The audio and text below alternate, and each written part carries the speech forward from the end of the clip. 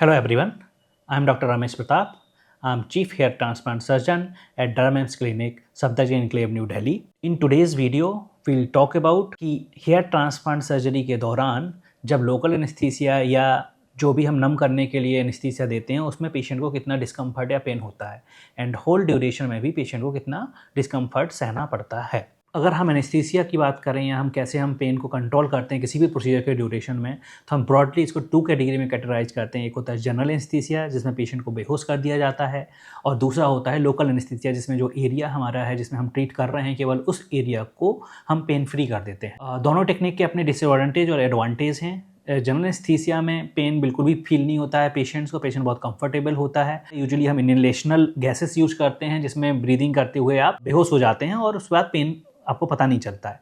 But negative point ये है कि इसके सिस्टेमिक साइड इफ़ेक्ट्स हो सकते हैं, और ये हम बहुत आवर्स की अगर सर्जरी है, जैसे हेयर ट्रांसप्लांट बहुत लॉन्ग सर्जरी होती है और हमें छोटा सा एरिया नम करना होता है, तो क्यों हम किसी भी इंडिविजुअल को जिसमें कि एक रिस्क है जनरल एनेस्थीसिया का, उससे हम एक्सपोज करें।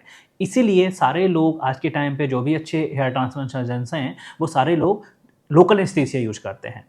लोकल एनेस्थीसिया जिसमें कि अगर हम ये वाले एरिया में अगर हम ग्राफ्ट लगा रहे हैं और यहाँ से हमें डोनर एरिया है, यहाँ से हमें बाहर निकालना है, तो हम यहाँ से और यहाँ के बीच में इस एरिया को हम नम कर देंगे, जिसमें कि आपको यहाँ पे आपको कुछ भी पता नहीं चलेगा। पूरी सर्जरी पेन फ्री होगी, और लेकिन आप जागते हुए रहेंगे पूरे टाइम पे।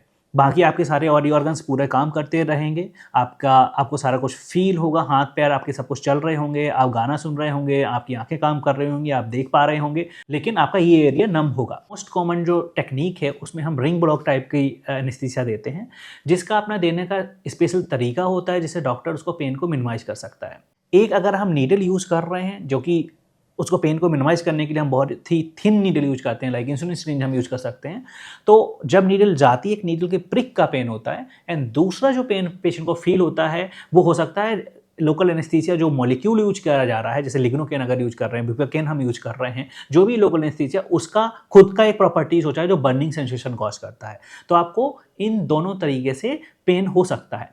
जब हम लोकल एनेस्थीसिया दे रहे हैं, pain is not zero but it is very bearable. आपको नॉर्मली अगर आपने कभी पीआरपी का इंजेक्शंस लगवाए हुए हैं, पीआरपी के लिए जो लोकल एनेस्थीसिया देते हैं, आप उतना ही पेन समझ लीजिए, मैक्सिमम को उतना ही पेन होता है इसमें।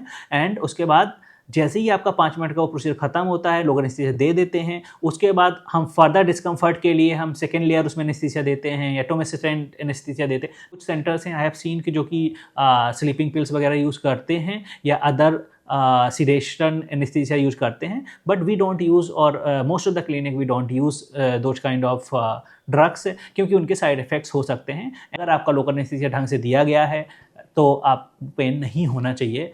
जस्ट 5 मिनट्स का पेन होता है जिस टाइम पे हम लोकल एनेस्थीसिया देते हैं, डोनर एरिया हो या recipient area. And if you like the video, please like, share, subscribe. Thank you.